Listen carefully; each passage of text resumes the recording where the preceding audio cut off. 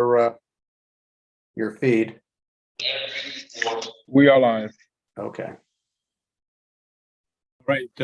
Welcome, everybody, to the February 1st, 2022 Planning and Zoning Board meeting. This is Vice Chairman Robert Sadi. We're waiting for the chair to sign on. He is not, but we're going to start the meeting and we can go forward. Let's all start with the Pledge of Allegiance and a moment of silence, please. I pledge allegiance to the flag of the United States of America, and to the republic which it stands, one one nation, under God, indivisible, with liberty and justice for all.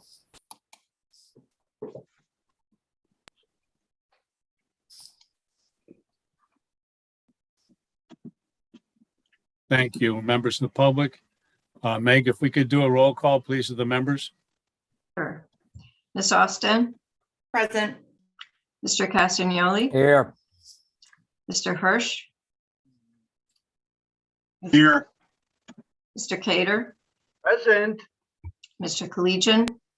Present. Mr. Mortimer? Present. Mr. Moore? Present.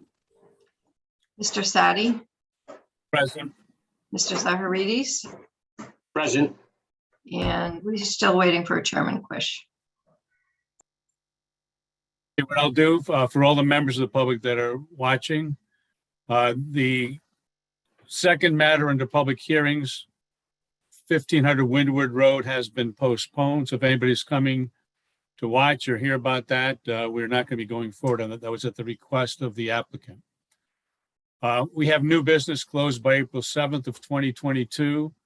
The first item on the agenda is number 7, also known as 0 Smith Avenue, Zones R75, petition of attorney Thomas Lynch for a coastal site plan review to construct a single-family dwelling at map 13, block 134, parcel 4, on which JMAC Properties LLC is the owner. Mr. Lynch, you have the floor, please. Thank you, Mr. Sadi, and good evening, everyone. Just for the record, my name is Thomas Lynch. I'm an attorney with the law firm of Lynch, Trembicki, and Boynton, and my office is located here in Milford at 63 Cherry Street. And I have the pleasure of bringing this application before you tonight on behalf of my client, Dr. Philip Krebs. Dr. Krebs is on the Zoom. I think I saw him on the second page. There's Phil and his wife. And Phil has been involved with this property just about a year. I've been working with him. He purchased the property last May, also engaged the services of Ron Wassmer to work on development of the site. And I can say quite honestly, we're bringing to you tonight a house to be constructed on this property that's just nothing short of spectacular. The property is a very large piece of property along the shoreline. It's some 13,500 square feet. And it was formerly the residence of Judge Barbara Capetta, who I knew very well over the years. Judge Capetta was a fixture in the Milford Superior Court and also a longtime resident of Wildermere Beach. And this property is actually the site of her former residence before Sandy and Irene hit and the house sustained great damage. So as I said, it's roughly a third of an acre in size, located in the R75 zone.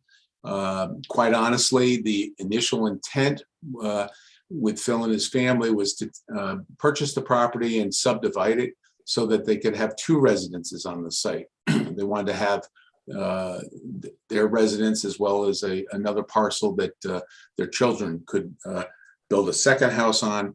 We had an application that was actually prepared and agended to come before the board. I believe it was in August or September. And there was a petition that was put together by the neighbors opposing the zone change. It was presented and I had the opportunity to go over it with my clients, and quite honestly, based on our discussion and my advice, they withdrew that application. So they went back to the drawing board and said, all right, well, we're going to build our dream house. And this is the dream house that we're presenting to you tonight.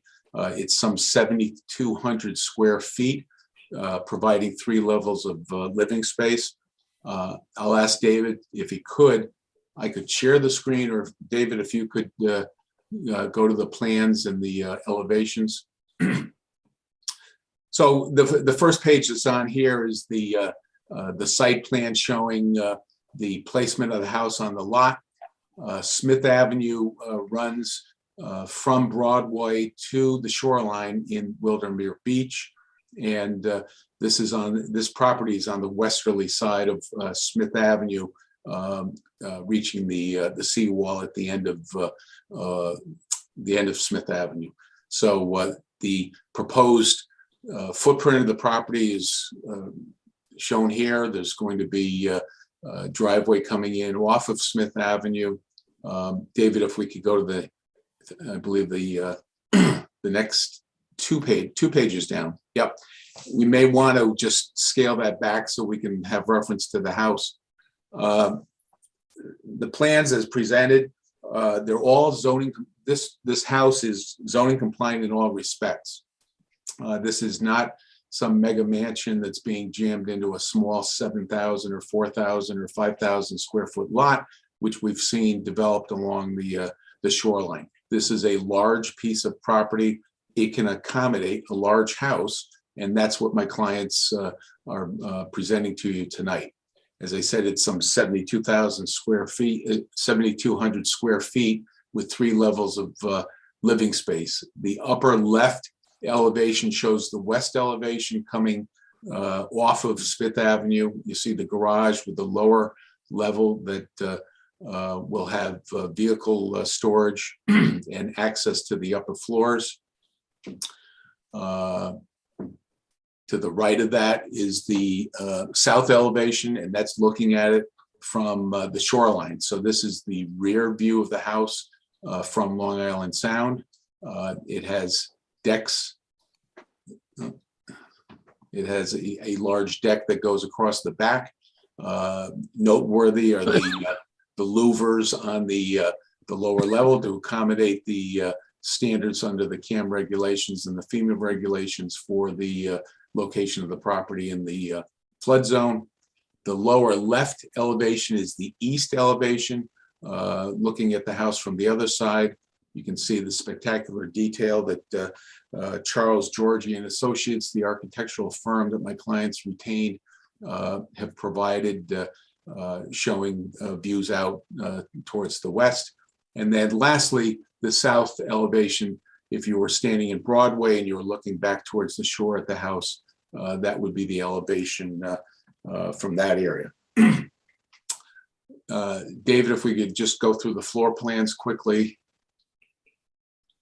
All right, so that shows the ground floor plan. As I mentioned, the lower level with vehicle access. You see the 2 dotted areas in the lower right-hand portion of the house. That's the garages with the driveway coming in off of Smith Avenue, and then access to the first level of living space.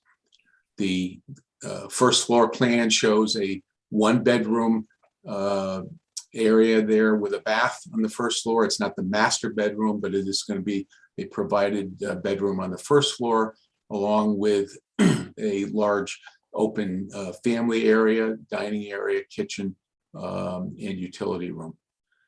The next level of living space, which would be the second floor, contains the master bedroom suite, along with a laundry room and 2 additional bedrooms. And then lastly, shown on the plans is the attic plan. Is the upper level. There'll be area for utilities. There'll be a large bonus room to be available for family use on that level, along with storage under the roof. The elevations will, again, if David, if we can go, I want to focus on the roof design and the height of the roof. The elevations from the west show the midpoint of the main roof to be 33.6 feet. So that is zoning compliant. There's also a cupola, which accommodates the access to the roof deck. And under our zoning regulations, section 4113, that cupola meets the standards. our standards provide for a maximum height of 15 feet over the height of the roof, midpoint, along with a limitation of size to be no more than 10% of the roof area, and the cupola does meet those standards. These plans were reviewed by both Steve Harris and David, found to be zoning compliant. Plans were also reviewed by Greg Podleski, the city engineer, with some minor comments as to notations on the plans. He noted that they were technical in nature and that any amendment to the plan that would conform to his comments could be a condition of approval by the board. So that's it in a nutshell. This is, again, just a beautiful house. I think it's going to be a beautiful addition to the Wildermere Beach area. My clients are really excited to develop this property and move down here to Milford, make Milford their home, and look forward to your vote of approval on these plans. Thanks so much. Thank you very much, Attorney Lynch. Just for the record, I did receive, as Mr. Lynch was speaking, the word that the chair would not be joining us, so I'm acting as the chair tonight. Do any members of the board have any questions for Attorney Lynch? Attorney, Mr. Castagnoli? Through you, Mr. Chairman. Tom, what is on the other side of this house on Smith Avenue? I know the ocean's on one side. What's on the other side? I got to be honest with you. I think that's just another residence, Joe, between this house and Broadway. Ron, do you anything further you needed to add to that? Good evening, Ronald Wasmer, professional engineer. Yes, I agree with Tom, and he did a wonderful job presenting the application. There's a house that fronts on Broadway, and the rear of that house is the property that abuts this property. So it's a single family house, right where David's pushing his hand around there. And how high is that house?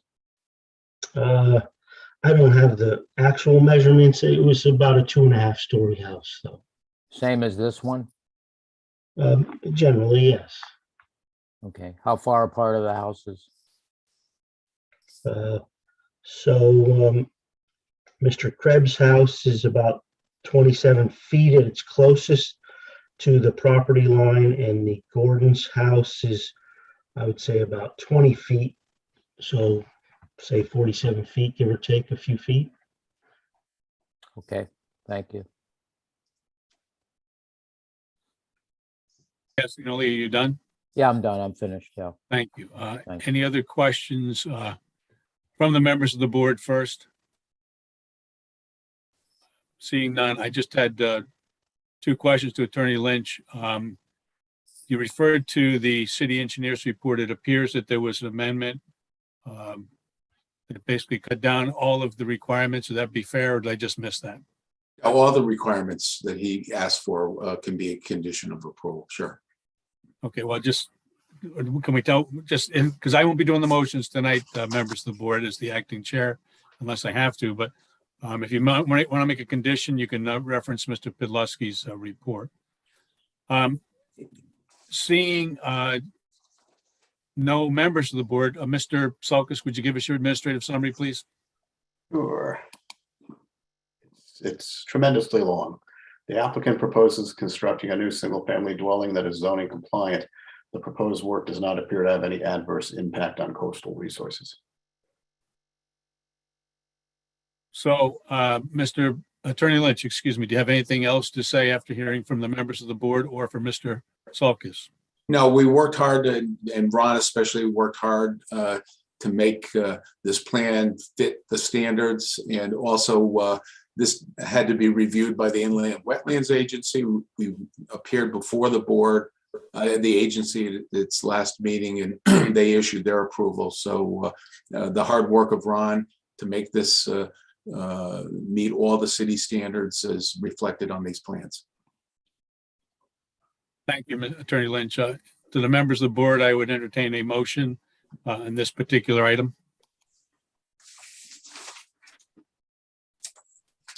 Yeah, I'll move to approve as presented the petition of Attorney Thomas Lynch for a coastal site plan review to construct a single-family dwelling at map 13, block 134, parcel 4, of which J Mac Properties LLC is the owner. Thank you, Mr. Mortimer. Do we have a second, please? Second, No, Mr. Cassignoli, the second. Meg, would you call the vote, please? Miss Austin, With the motion. Mr. Castagnoli, yes. Mr. Hirsch. You're muted, Mr. Hirsch. I think he's frozen. Oh dear. Okay. Yeah, We'll I'm have to back. wait. I was frozen for a second there. Okay. Well, are you with the motion or against the motion, Mr. Hirsch? With the motion. Thank you. Mr. Cater, With the motion. Mr. Collegian, With the motion. Mr. Mortimer, With the motion. Mr. Moore, With the motion. Mr. Zagorides, With the motion. and Vice Chairman Sadi. The motion. Thank you very Thank- much, Attorney Lynch. Yeah, Thank you. thank you. Our next order of business is, again, under new business item number 2, 1 Smiths Point Road, Zone 7.5, petition of Attorney Stephen Bellis for a coastal area site plan review to construct a single-family dwelling at map 003, block 90, parcel 1, of which James Blakeman is the owner. I saw Attorney Bellis here somewhere. Okay, thank you. And you're on. Mike, go ahead, Attorney Bellis, please. Can't hear you, Attorney Bellis, though.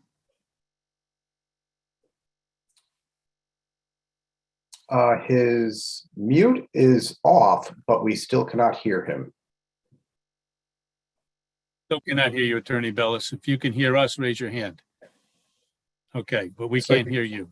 Yeah, your microphone is not connected or working, one or the other.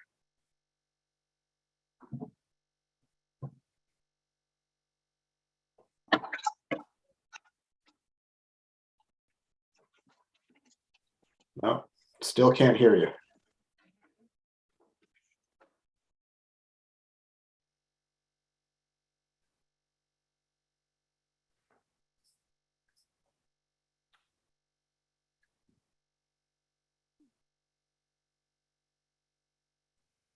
Still can't hear you. Hello, Mr. Sulkus. Yes. Could you hear me? This is Fred D'Amico, the engineer. Hi, how are you? If Steve can't get on, if you want, I could try to explain it. Sure.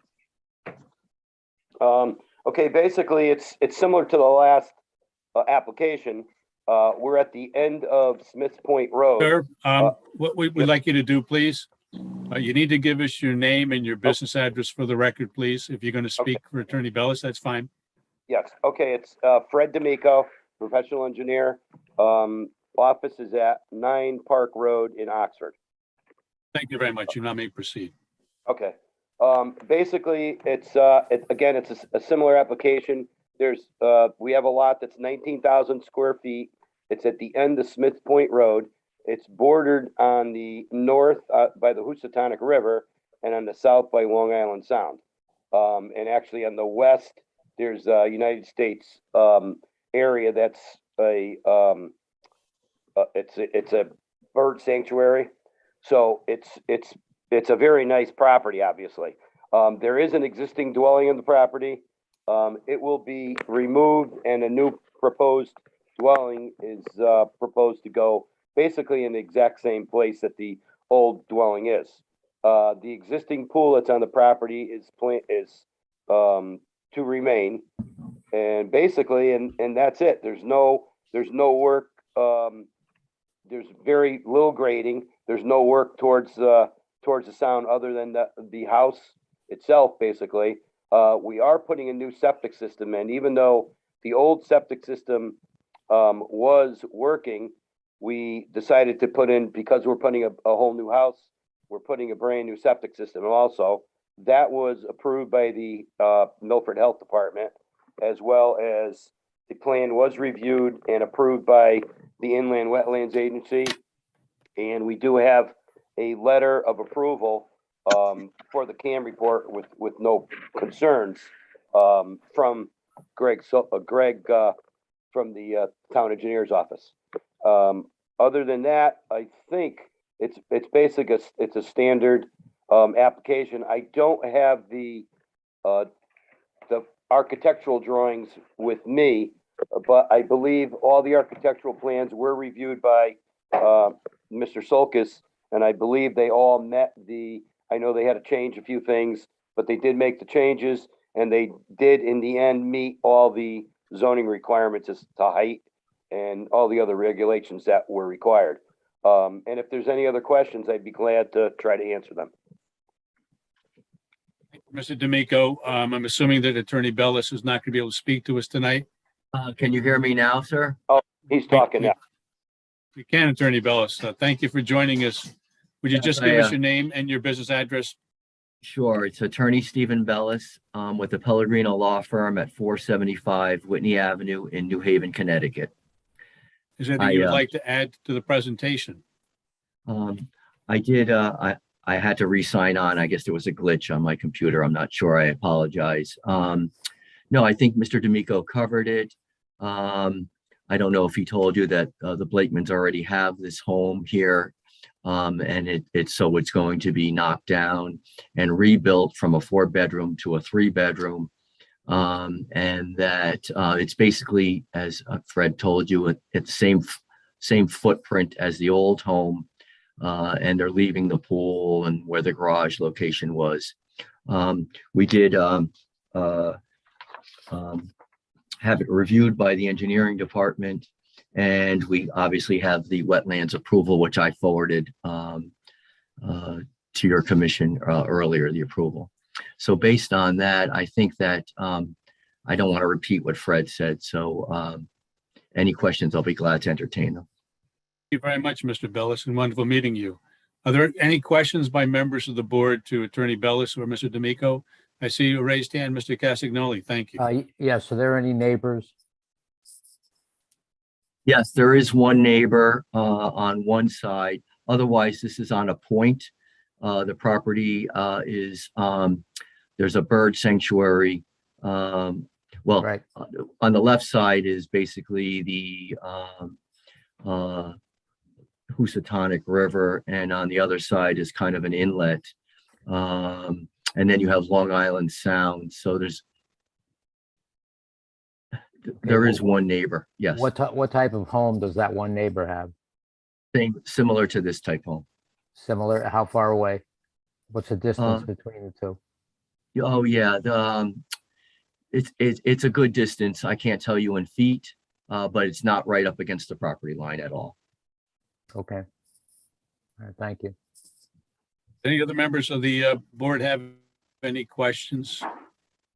Okay, Mr. Cater, I see your hand is raised first before Mr. Hirsch, but Mr. Cater, I recognize you first. I'm just curious, the square footage of the two buildings, the existing one and the new one, what's the difference? I have the architect, I believe she's listening. She could probably answer that question for you. Lynn, are you on the line?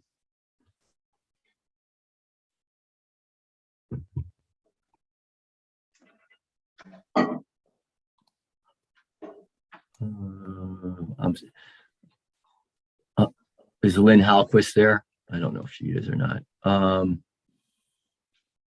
don't see her on our meeting, if that's what the question was. This is Fred D'Amico again. I believe I could answer part of the question. The footprint is almost exactly the same. I believe the new dwelling is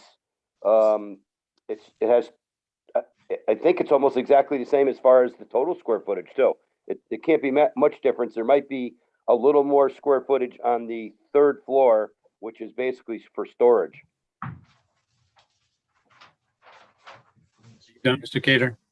Yeah, that's good enough. Thanks. I appreciate Okay, thank you. Mr. Hirsch, you had a question or questions? Yeah, Mr. D'Amico, you made reference before, and maybe Attorney Bellis, you could answer this as well. What was that reference to United States of America on the map? Was that the bird sanctuary? Yes, that's the bird sanctuary.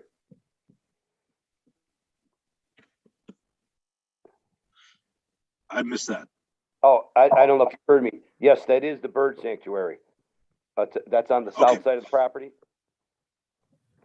Yeah, that was owned by the U.S. government. That's just a bird sanctuary. There's nothing else. No construction, no other buildings, nothing there.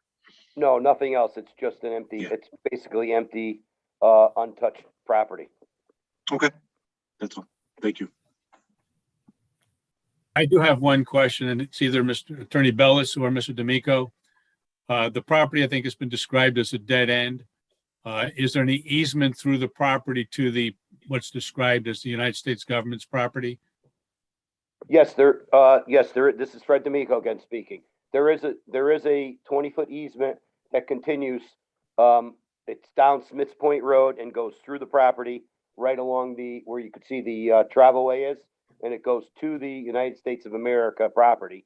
Also, just so you know, on the property, what we are doing, which we forgot to mention, was we are going to be putting a fairly big turnaround in there at that, on that one section, so that any emerging vehicles can have an easier access to turn around. At present, there is no way to turn around. A fire truck would have to drive down and then basically back all the way up Smith's Point Road. So this would be a perfect spot for them to make a turn. Thank you very much. But yeah, again, to answer that question, though, there is, yes, it's an easement, goes through the property to the United States of America property. Mr. Chair. Thank you. Mr. Mr. Chair, Sulkus? I have a question for Mr. D'Amico. Yep. If you're putting that turn around in, why isn't it shown on the plan? How does that affect your impervious coverage on the site? It's shown, it's actually the dotted line that's shown there. And you could see that if you look at the existing area, it's basically was all paved anyways. Okay. There was a parking area there, but we're going to keep it open so that it's going to be used as so they could use it as a turnaround. Okay, so that the concrete curb is coming out, and then that the dotted line that's curving around going through the concrete wall, that whole area will be accessible. Correct. Yeah, so the whole area right now is impervious. It is paved now, but we're taking out the concrete wall, and then that way the fire trucks could drive right around the whole turnaround. So then your underground leaching fields and stormwater and septic, that'll be designed to withstand the weight of the fire trucks? Yes, it's all going to be H20 loaded septic tank and galleys. Okay, thank you. Any members of the board, any other questions? Yes, could Mr. Casanelli, of course. Can Mr. D'Amico show me where the right of way is? I don't know if I could point something on my screen, but the right of way basically goes from at the end of where it says there's a proposed fence. If you look on the plan, there's a proposed fence with a 10-foot gate, and its combination is the same as the main gate up at the beginning of Smith's Point Road, to the right-hand side of the property, and it continues on right through to where it says there's a topsoil stockpile, and it just continues on right through the United States of America property. So that's that 20-foot section. And that 20-foot section borders the Housatonic River. It's probably 10 to 15 feet from the Housatonic River. There's a retaining wall right at the edge of the river. So there's actually an area that's about say 15 to 20 feet that's between the right of way and the actual river. Okay. And vehicles will be able to get through to the bird sanctuary. Yes. Okay. Any more questions, Mr. Casanelli? No, I'm Oh, done. thank you. Mr. Sulkus, your administrative summary, please. Okay. The applicant is proposing to construct a new single-family dwelling, replacing the existing single-family dwelling. The proposed structure is zoning compliant. The proposed activity does not appear to have any adverse impact on coastal resources. There is no further need of comment by the members of the board or questions. I'll take a motion. Do Mr. that. Chairman, Mr. Cater, Okay. This is for 1 Smiths Point Road.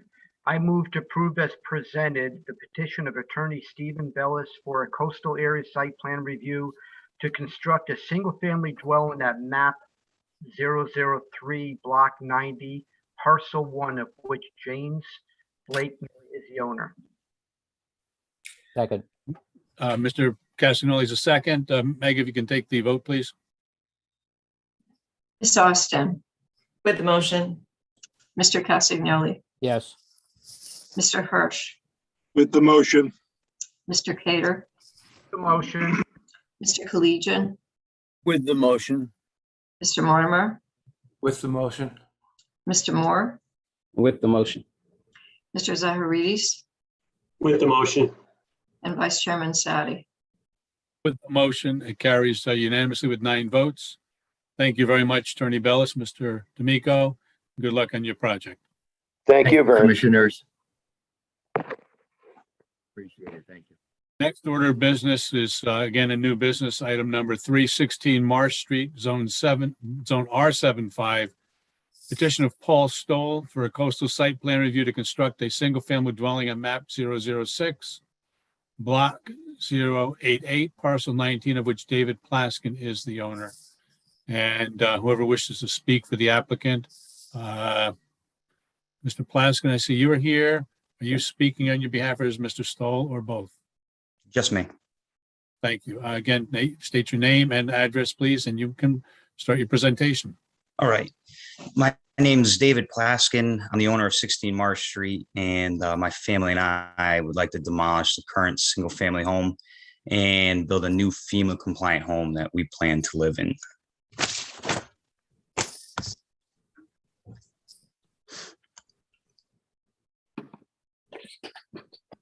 Oh, I think I got disconnected from you guys. I didn't hear that, Mr. Sadi.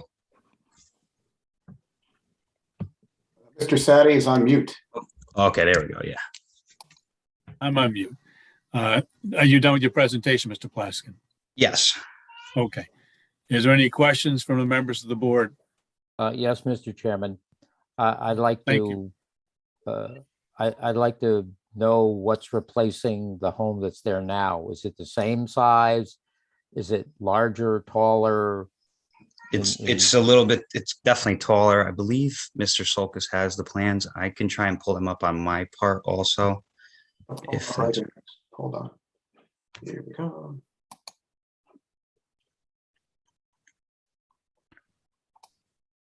Current home is about 1,200 square feet.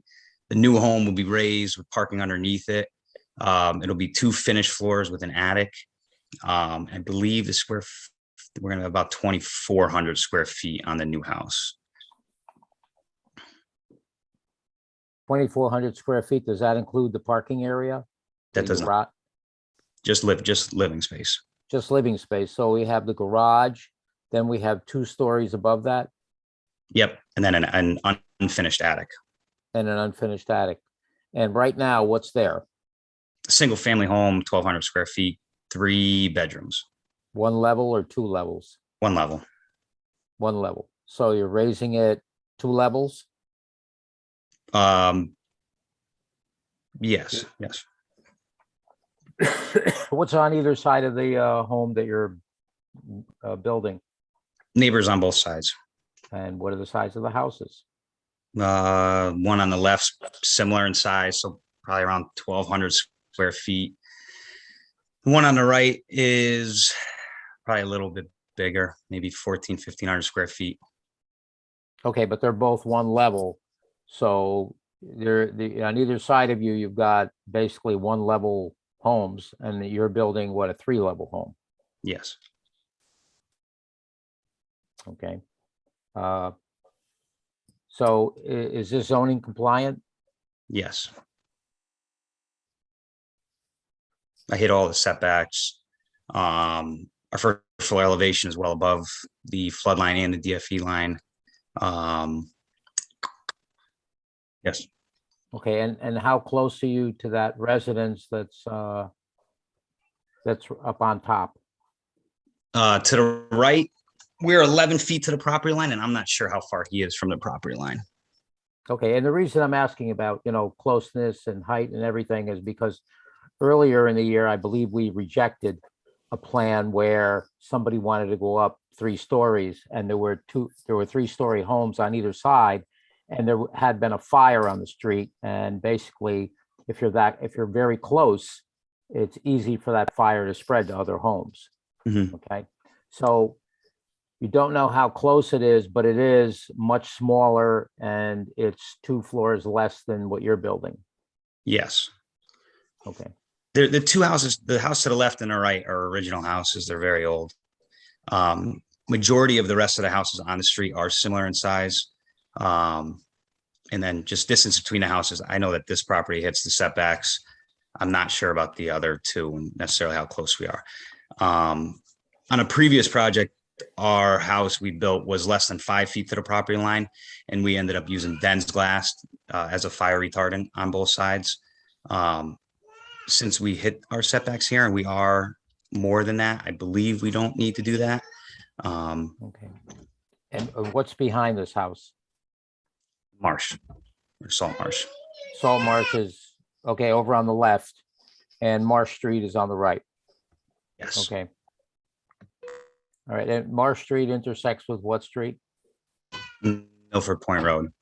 Okay. All right. Okay, thank you. Do we have any more questions from members of the board? So what is the height on the new proposed building? I believe it's 34 feet to the midpoint. Okay, thank you. And again, if this is from me to Mr. Plaskin, do you have a cupola that's on top of the house, or is it just the 34 feet is the top of the house? Yep, just 34 feet with no cupola. Focus, if you could give us your administrative summary, please. Sure. No. Excuse me, just give me a second. Okay. The applicant proposes to construct a new single-family dwelling. The proposed structure is zoning compliant. The proposed activity does not appear to have any adverse impact on coastal resources. Mr. Sulkus, if you might lighten the board and maybe in reference to the questions of Mr. Castagnoli, indicate the issues of fire retardant properties if the building is going to be made. That is not something under the purview of the Planning and Zoning Board. All you are charged with is making sure that a application and dwelling is zoning compliant. When it comes time to build the structure, it is up to the building code to specify any fire retardant or whatever is required by the building code for structures that may be in close proximity to one another. Thank you. And one last question to you, Mr. Sulkus. We often hear, and Mr. Castagnoli had very appropriate questions, distance between the house to the property line. Is there anything that requires a house to be so many feet apart from the existing house on another property line? If that is required by the building code, that's a building code issue, not a zoning code issue. Under our zoning code, the answer is no. Thank you. Any questions based on the vice chair's questions? Seeing none, Mr. Plaskin, you have an opportunity to make any further statement if you so wish. Pretty much covered everything that I want. Just looking, for just a new house for my family and I to live in, and that's pretty much it. Thank you. We'll close this, and I will listen for a motion by a member of the board. Mr. Chair? Yes. If you could just add to the motion, and I'm sure it won't be an issue, but we have not received Mr. Plaskin's payment yet for his application. So if you just make that a condition of approval, I'm sure we'll get it since he wants to build his house. I'll get that tomorrow. Thank you. Thanks. So, as I indicated to members of the board, I'm not making motions tonight because of my capacity. So if somebody does make a motion, don't forget to include that in your conditions. Chairman. Okay, well, I move to approve as presented, pending payment. The petition of Paul Stoll for a coastal site plan review to construct a single-family dwelling at map 006, block 088, parcel 19, of which David Plaskin is the owner. Second. And for clarification, can the motion be just amended to say for the payment of the application fee? Are you agreeing to that, Mr. Mortimer? Yes, I agree, yes. Okay. Do we have a second? Second. Mr. Cassignoli is a second. Do we have any further discussion on this matter before we take a vote? I see nobody raising their hands and wanting to speak. So Meg, if you might take the vote, please. Ms. Austin, With the motion. Mr. Cassignoli, Yes. Mr. Hirsch, With the motion, Mr. Cater, Motion, Mr. Collegian, With the motion. Mr. Mortimer, With the motion. Mr. Moore, With the motion. Mr. Zaharides, with the motion. and Vice Chair Sadi. Motion. Thank you very much. Good luck, Mr. Plaskin. Thank you. The next matter that we are into public hearings, closed by February 22nd of this year. And a vote on by March 30th of 2022. We only have one public hearing. As we've indicated previously, item number 2 is postponed. This is a continuation of commentary. I see Attorney Nuff here.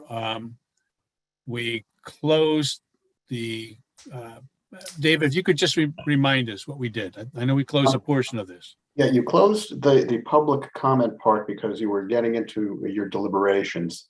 And during your deliberations, the board suggested some adjustments or modifications to the proposal. The applicant has submitted new language, which, let me get it here, which has been distributed to you that I believe addresses the comments that the board was making in its deliberations. So let me, why is this? And David, I'm happy to share if that's easier for you. Yeah, because for some reason. Before we get into the sharing for a minute, that is my memory. Attorney Nuff, representing the applicant, does that appear to be your memory also of where we are? Yes, Mr. Chairman, for the record, John Nuff, 147 Broad Street here in Milford. Yes, that does comport with my memory of what we did 2 weeks ago as well. Thanks. And again, to any of the members, if they don't have that memory, or they have a question, we'll take that right now. Seeing none, Mr. Nuff, you have the floor. Sure, thank you. Again, for the record, John Nuff, I'm representing the applicant CDP Milford LLC, which is the contract purchaser of the Kmart parcel. Just for a quick memory or a quick reminder, this is a proposed amendment to the CDD3 regulations to add multifamily residential under very limited circumstances. During the discussion we had a few weeks ago, a couple of items came up, and I'm happy to report that we have made a few, we've only asked to make a few changes. We've made all those changes that were requested by the board. And I think it would take me about a minute just to go through those quickly, just to, demonstrate to you my client's desire to work closely with, this commission and the city in terms of, rehabilitating the site and really bringing it back to life. So if I could share my screen, I'll walk you through the changes to the regulation amendment. Okay, are you able to share it? My screen seems to have locked up, so good, great. Okay, you can see this now? Yes.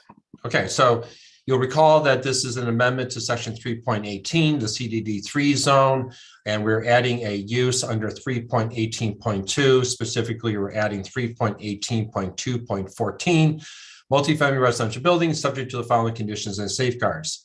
We are changing, you can see my cursor, the minimum acreage from 15 acres to 12 acres. David had asked for us to take a look at whether there are other parcels in the zone that are less than 15, but greater than 12. There aren't. This is the only parcel in the CDD3 zone that is greater than 12 acres. So just for clarity's sake, I don't think it makes much of a substantive difference, but for clarity's sake going forward, we made that modification at David's request from 15 acres to 12 acres. The next one, number 3, is obviously a rather important one.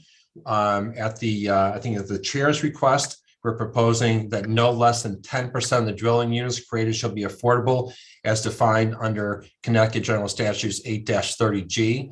That will enable the city to at least maintain its position with regard to a new moratorium once the existing moratorium expires. So, a proposed development under this regulation would help the city maintain its place in terms of a moratorium. And this obviously would apply to both units at 80% as well as 60% of the medium income. As I said, a very substantial change that I hope is going to be welcomed by the board. The next change is another change to 12 acres. Oh, here it is under number 6.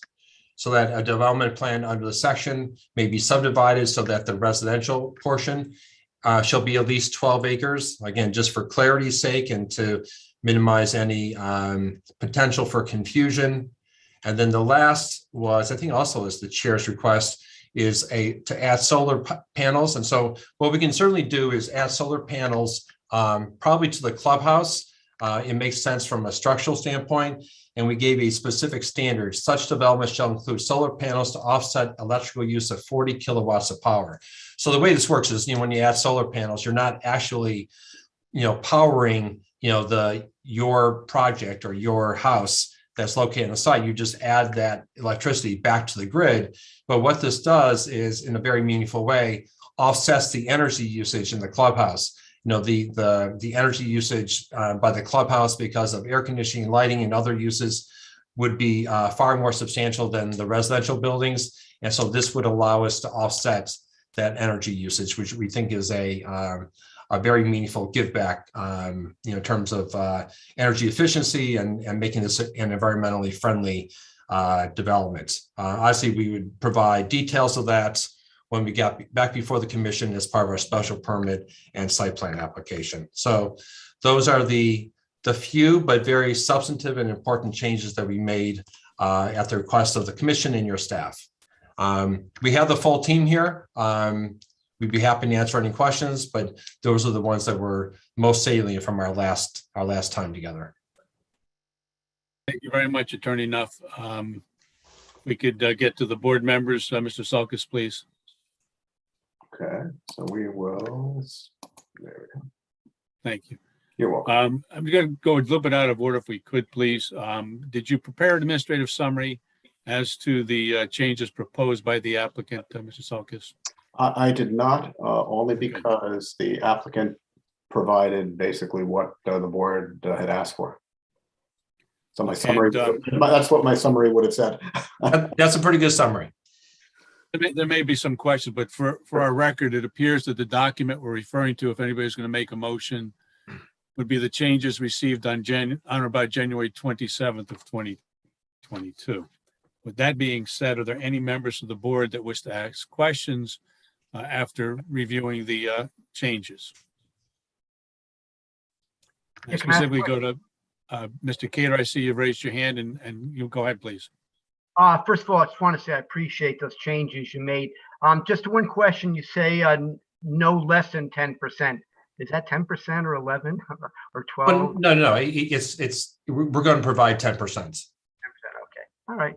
I was hoping for more, but I'm. Understood. I mean, please understand that this is a substantial give back. So, and we're happy to do it, but it does have meaningful, consequences. Yeah, and I do appreciate that. Thank you. First, I know that you had asked several questions last time on that particular issue. Do you have any questions you want to have at this point? Well, I think generally speaking, the application took into account all of our concerns and issues that we had raised in our last meeting. So no, I think it's reasonable. Thank you very much. Do any other members of the board? Mr. Cassidy, I see you raising your hand. You Yeah, may go through you- forward, please. Through you to Attorney Nuff. This is currently, this is in the Corridor Design Development District, Yes, as opposed to the CDD3. shopping, as opposed to the shopping design district. Yes, we are not in a SCDD, we are in a CDD3. Okay, thank you. If I could just get a clarification, there's mention of an EV charging stations and bike share system, but not how large or how that would be implemented? No, I mean, we're not imposing that requirement on ourselves at the moment. I mean, we'd be happy to have that discussion when we come back. Obviously, EV charging stations are becoming more and more prominent. More and more, certainly there are more vehicles that are coming online that are EV. So I think we'd want to do it in a meaningful way. They're not inexpensive, but we certainly want to do it in a meaningful way. Okay, that is fair. Thank you. If the members of the board have any other questions? I do have one to Mr. Sulkus. But I make the statement, Attorney Nuff, excuse me. I really appreciate the work you've done and the proposals that you have. I just want to concentrate on subparagraph 3. No less than 10% of the units, and again, if you have any ability to guide us, Mr. Sulkus, does that mean, how would that mean in our overall issues regarding the moratorium and approaching the requirements of 10% pursuant to 830G if we can get there? Okay, so a couple of things. Don't confuse the 10% that the developer is offering with the 10% of the municipal level. Two different things. So when people talk about reaching the 10% goal for the municipal level, we have 22,000 plus residential properties. So by statute, if we were to have a permanent moratorium in place, or to put it another way, have enough affordable housing where a developer could not come in and override our zoning, we would need to have 10% of the overall housing stock, so of over 22,000 residential properties, be affordable. You mean 2,000, David? So yes, so to do your math, it would be, it would be over 2,000 units of affordable housing. We do not have that, and our current rate, which is tracked by the state, is I believe we're roughly 5.5% of our housing stock is affordable. So that's the general issue. The issue here is the developer is just offering that 10% of these units would be affordable. They would be counted as they would be under 830G. So the points and everything is done by points. So the current moratorium we have in place is done by points, and those points are based on the amount of affordable housing that we currently have. That's what's given us our 4-year moratorium. When that moratorium expires, we're going to need to accumulate more points before we could get another moratorium. So anything that's approved here will go towards us accumulating those points that we could put towards the next moratorium. And if I could just add to that, David touched upon it correctly. It's not as simple as many of us think. It's not just a straight percentage, as David indicated. You accumulate points. You get more points for 60% than you do 80%. That's why the reference to the 8-30G is very important, because it requires us to make half of them at 60%, half at 80%. You get more points for 60 than you do for 80. And you get more for the overall development because it has 60%. So the overall point of this is that we are more than holding our own with this addition to the regulation. Not only will, certainly more units will increase the denominator in terms of housing units in the city, but by the way the point system works, by offering this 10%, we'll do more than make up for the fact that we're adding more units, to the denominator.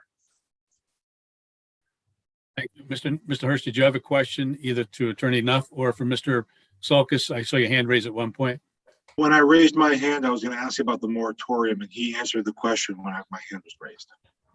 Thank you. And that was actually my question. The second question, Attorney Nuff, I thank you for answering it in advance. Do any other members of the board have any questions? This is Mark, and I'm not great at math, so deal with me, guys. So if we're short of the 10% now, wouldn't it be smart to require more than 10% for all new projects moving forward to make sure we get to that 10%?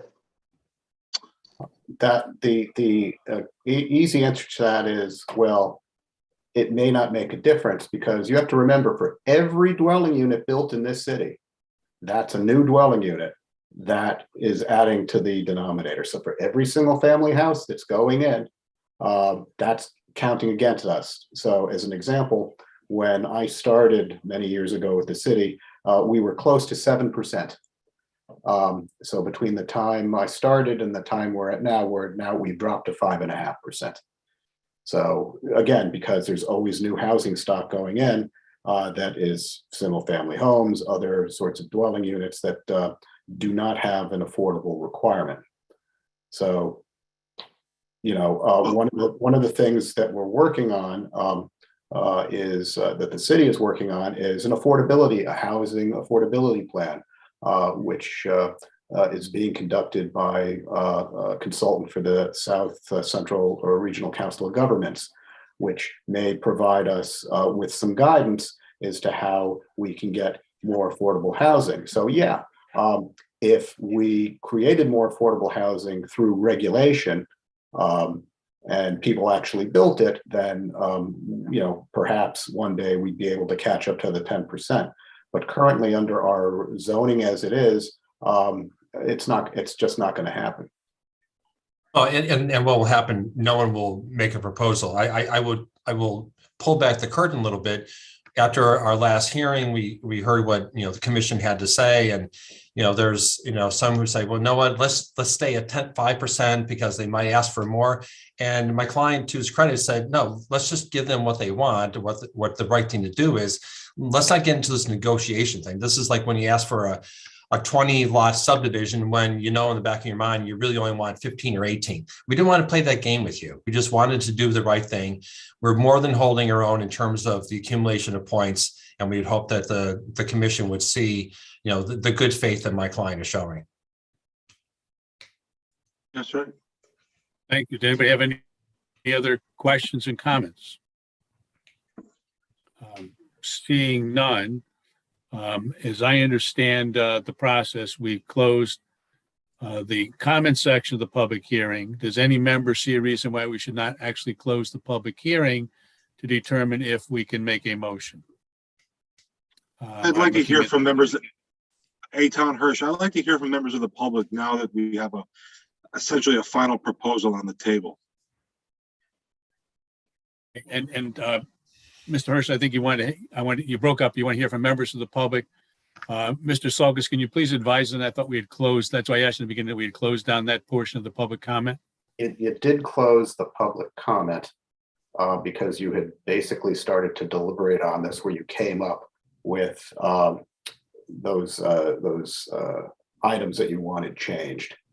So either you could have done that by just a modification without anything from the applicant, but in this case, the applicant provided you with what it is you asked for. There's not, you basically closed the public comment portion.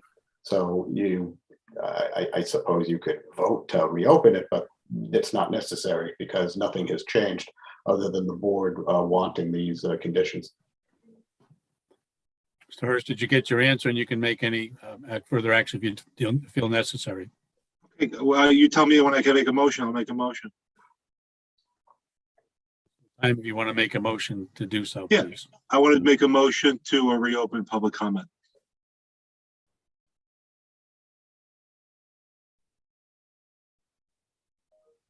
And I see no second to that motion. I want to verify going through the room. the virtual room, excuse me. I'll second it, Bob. Okay, Go, Mr. Brian. Collegian will second him. Any discussion on this? Mr. Castagnoli, are you getting close to discussion or just want to see what's going on? Yeah, no, I'm just getting, yeah, close, but, you know, Okay, waiting to vote. okay, so there's a motion, there's a second. We'll hear from the members of the board by way of a vote. Ms. Green, if you may take that, please. Ms. Austin, Against the motion? Mr. Castagnoli, No, Mr. Hirsch, With the motion, Mr. Cater, No. against the motion, Mr. Cater. Against the motion, yes, sorry. Okay, thank you. Mr. Collegian, I'm against the motion. Mr. Mortimer, Also against. Mr. Moore, Against the motion. Mr. Zaharidis, Against. and Vice Chairman Sadi. Against the motion. So the motion has failed.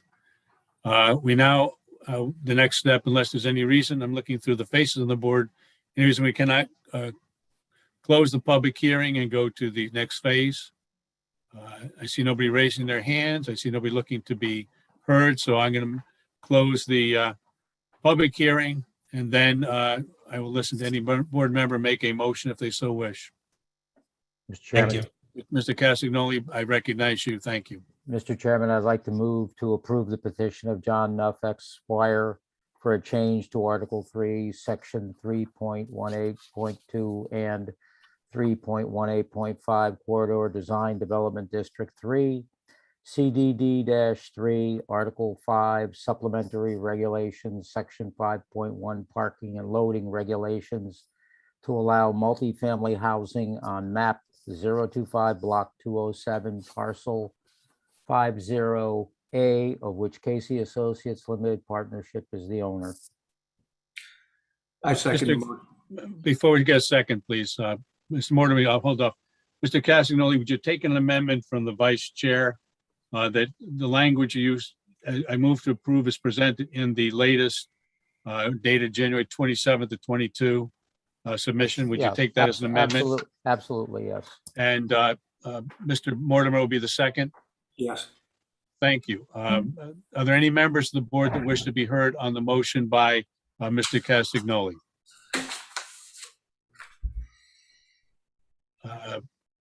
Mr. Moore, do you want to be heard, or you just because you came off of mute? No. Okay.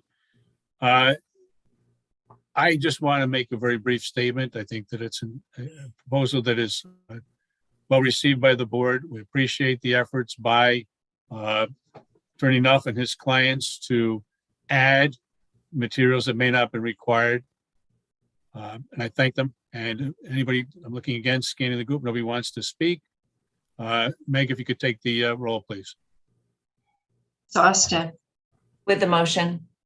Mr. Castagnoli, Yes, Mr. Hirsch, with the motion, Mr. Cater, With the motion, Mr. Collegian, With the motion. Mr. Mortimer, With the motion. Mr. Moore, With the motion. Mr. Zaharidis, With the motion. and Vice Chairman Sadi.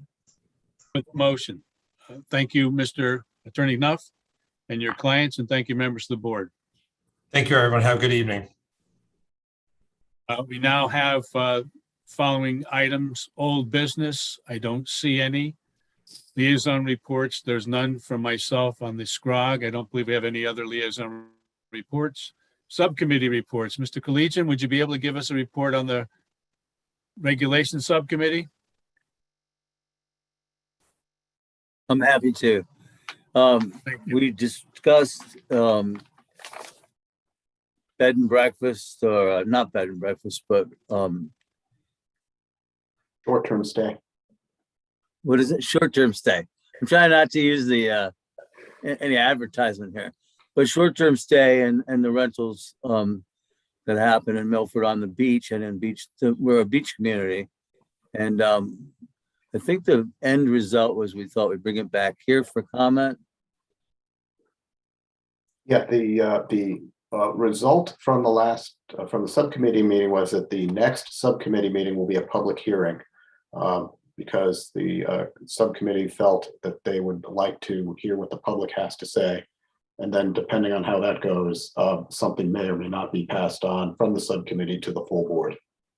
That boils down to whether we want to take it on as a zoning issue, which would involve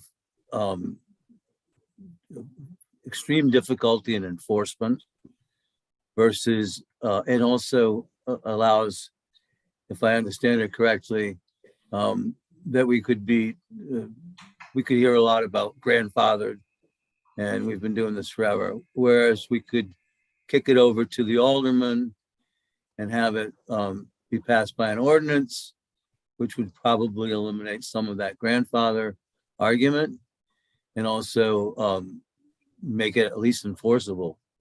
It's nearly, from what I've looked at, impossible for a zoning board to enforce something like that. So we thought we'd have some public hearing. What are the concerns in regards to the short-term stay rentals? Personally, and I'm on record for saying this, I don't have any. I mean, I have direct experience with it. It's not an issue in my neighborhood.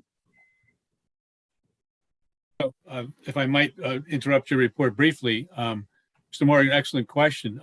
It comes up to kind of two areas. If we're talking about Airbnb, VRBO, we kind of get used to those terms, but something might be as short as a week or even a weekend. It might well be in certain areas of the town in summer months, crowded parties, loud noise. Those are some of the issues. And then one of the things that is a discussion about whether we have authority or whether the Board of Aldermen has authority are public health issues that may not be part of zoning. So I think those, correct me if I'm wrong, Mr. Collegian, those would be two of the areas that we did definitely look into, although your comment and perspective was it wasn't a problem in your part of town. Well, and I'll defer to Nancy because it's her neighborhood too. It's a beach community, and there's going to be parties and there's going to be noise, and that's what summer at the beach is. And it's just, historically, not so much where I am, but in other parts of Milford where it's all beach, that weekly rental, that's a big part of what's been going on forever and ever. That answer your question, Mr. Moore? Agreed. I mean, there is a lot of, obviously, yes, Brian and I represent the same district. Historically, and again, is it a zoning thing? Is it an ordinance thing? That's always going to be my feeling is it's probably not so much a zoning as it is an ordinance. You have seasonal rentals too. You have the college rental season, so there's always been houses along the shoreline that have historically had, from September to June. And then, summer. So it's, I've lived in the same house for almost 47 years now, and I'm in a beach community. There are certain things I know that's going to go on in the summer. And some of it is we're able to, luckily where we live, we're able to minimize some of that because we do have a summer beach patrol. So, which is a hired Milford police officer who does patrol the area. So, I understand both sides of it. But fortunately, I've been unfazed, and I have a house directly across the street from me who has it. And fortunately, we've had some parking issues that have been rectified. And other than that, I can't, say it's really a zoning thing. So that's my 2 cents, but it'd be interesting to see what the public has to say. I do think that will be interesting. Thank you, Ms. Austin. And also for the members, the minutes have been published by one of our secretaries. I forgot which one. I don't know if it's Meg or Sue, but those are just published this week and you could look them up and see what we discussed. But I really want to thank Mr. Galichin because I know that he prepared for hours for this. I was expecting to be called upon when he had to give his report. So the burden's on him and I appreciate and thank him for the work he's done.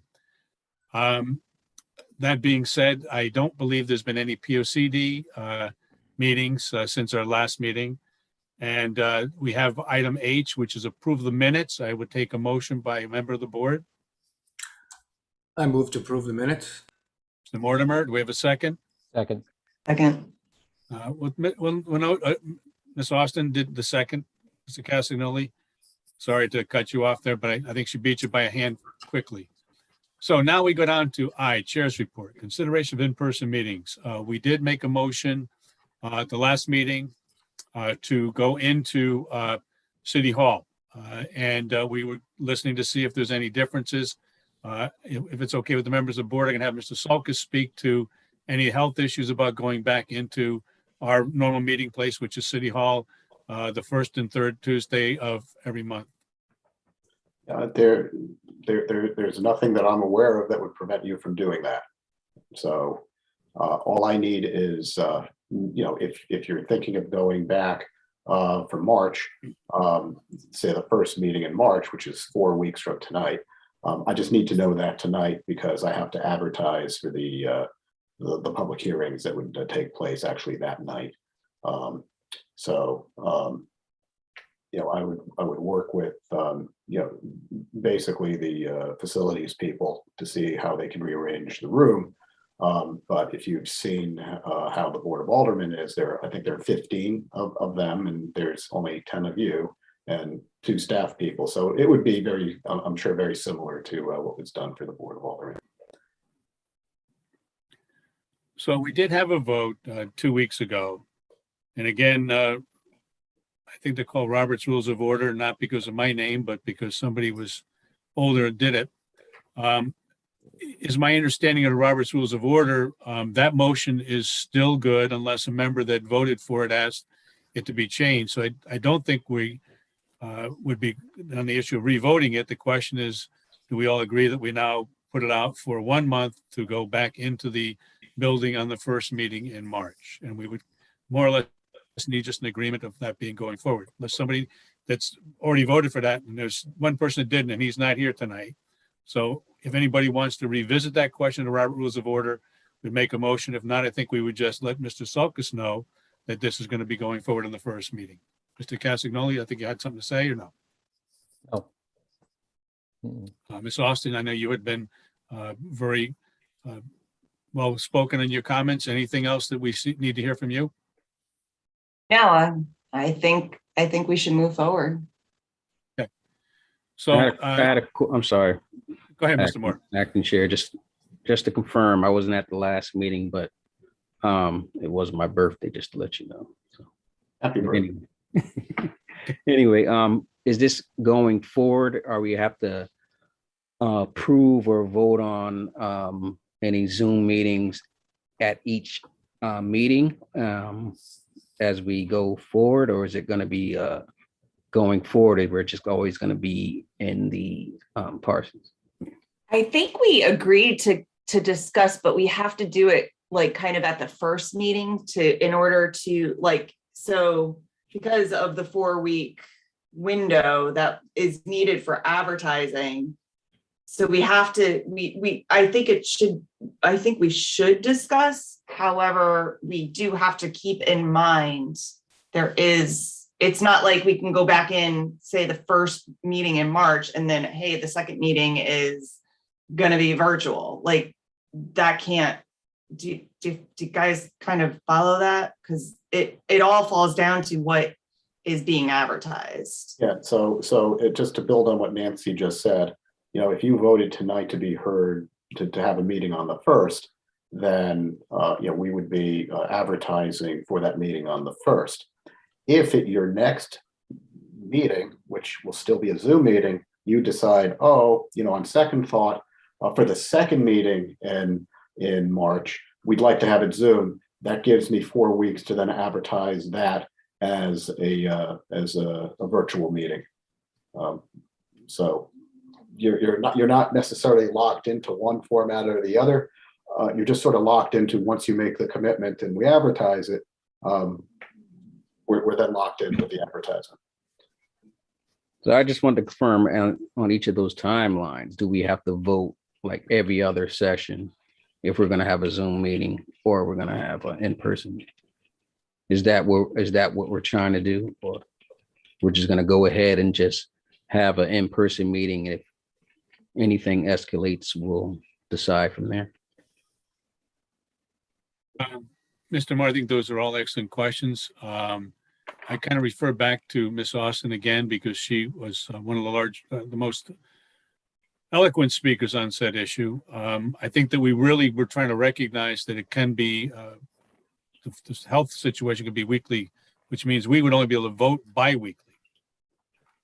And maybe you can give us a little bit more of your eloquent speech, because I'm a little bit lost in my mind right now and getting a little bit tired with the burden of being a leadership at this point, but you can explain that. Yeah, no, so I do feel, just looking at everything that has been going on, and the way the numbers are starting to shift in a more positive. I'm not saying people aren't still going to get this, and I'm not saying that there's still chances. Unfortunately, this is a virus. Viruses just don't go away. So they do mutate, they do change. There's a lot of varying factors. However, I do feel that we, if everybody's comfortable with, bi-weekly bringing it up, talking about it, or just seeing, unfortunately, we don't have a crystal ball to say, in 2 months, what's going to happen. Nobody does.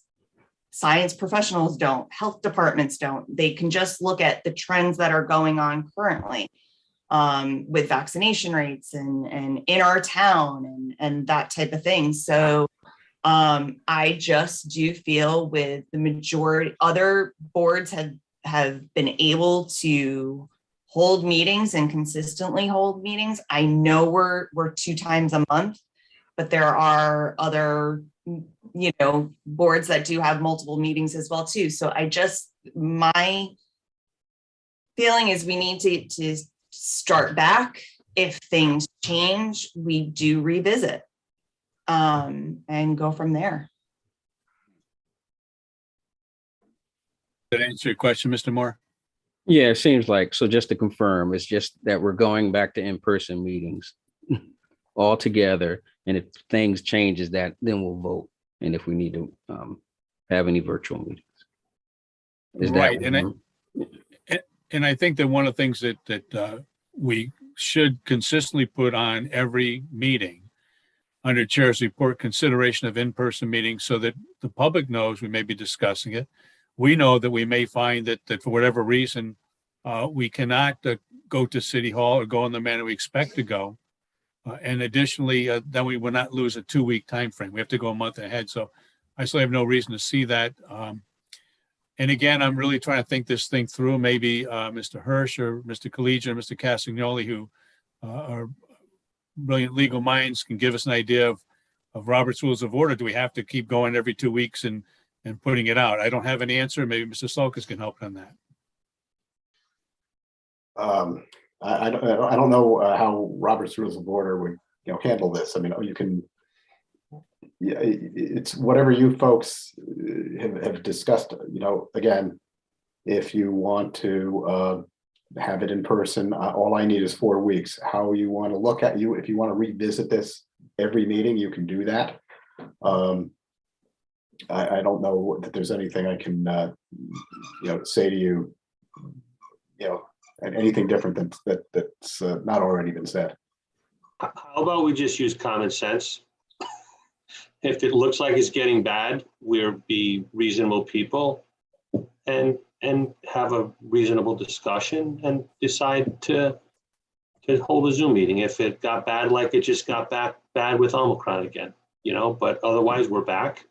If we see things getting bad, we have a reasonable conversation about it, and maybe decide, yeah, it's smart to go back virtual for a short time until it gets better again. I mean, I suppose if need be, if between meetings, for some reason there was a big outbreak or something, Yeah. I could poll the board and, depending on how it falls with advertising, we might be able to, at that point, pull the trigger and say, oh, it should be one way or the other. And, if need be, explain to an applicant, well, you might be just put off an extra couple of weeks because of the change, but that's just all pure speculation. Who knows what's going to happen? Readers, I really appreciate the comments. The one thing that some of the board members, I know definitely I was on a different board, and we did have a specific meeting in City Hall, and there was a phone connection because a board member could not make the meeting, and it was a very contentious meeting, and it was a very close vote. So that's been happening and happened on more than one occasion at the Board of Education. I believe it's been handled at the Board of Aldermen some time ago. And the point is that, we have to be considerate of the fact that even though we're in-person board meetings, say a member has to, for whatever reason, take a trip and they for work, but they could attend the meetings virtually. Now, the issue we're hearing is that they can't do it by Zoom. They can't do it by Zoom. But, be mindful of that. That being said, is it the board's position that we should take a vote tonight to have the next meeting be in City Hall chambers, or is it their feeling that our vote was already done 2 weeks ago? We're just notifying Mr. Sulkus when that starts. Mr. Chairman? Yes, Mr. Cassignoli. Why don't we just move ahead with our vote? Okay, we did take a vote 2 weeks ago, and let's just move ahead and we can play it by ear. If things get worse, then we can always move back. Ms. Austin, do you have an agreement with that? Yeah, I agree. I do agree with that. I mean, we did take the vote that the first meeting in March would be in person. And I think we need to move forward with that. Okay with you, Mr. Moore. I know you were not here because of your wonderful birthday celebration, but thank you for I'm okay. today. Yeah, thank you. Okay. I'm okay with that. I was just had concerns and questions, and what was the future was how we voted on it. I know we voted that we go into in-person meetings. I didn't know if we were having different votes every other week or every other month. But it seems as though we're just gonna play it by ear, but And as Mr. Zyridi said, use common sense. Mhm. So, Mr. Sulkus, you can take the advice of the board for your activities for the March 1st meeting. Jay, staff report. Any staff report, Mr. Sulkus? None this evening. Okay, I do have a question, which I'm going to raise from time to time, probably every meeting, is education for us. I think that maybe your next staff report, you should highlight what education is available for members of the board, and because we're going to need it. Actually, I will email you tomorrow. I completed a memo today, and I can send that memo to you tomorrow that outlines how we're going to track the education and what the education requirements are. Thank you. And then just for the members of the board, I serve as a liaison to the Southeastern Connecticut Regional Governments called SCROG. And there's actually been, through that unit, they have been offering video courses. Unfortunately, if you work full time, you can't go because it's during the day and they're not available at night. But there are some places that are using education based on the new laws. So I thank you very much for that, Mr. Sulkus. Absent any other questions by members of the board, I'll take a motion for adjournment. Before you adjourn, just for the record, I just want to make sure that we are, since the vote actually wasn't really taken, we are going to be having our first in-person meeting at the first meeting in March. That is correct. That is correct. That was the advice that the board members gave you tonight. Very good. Thank you. For adjournment then, please. So moved. Thank you, Mr. Cassignoli. Do we have a second? Mr. Hirsch is seconding. I saw his hand raised. Okay. Thank you very much. Have a good evening. Thank you very much. And it's been a pleasure serving you as your vice chair in running the meeting, and I appreciate the fact that you didn't give me a lot of stress. Have a good evening. Have a good evening, everyone. Thank Night, you. everybody. Take care.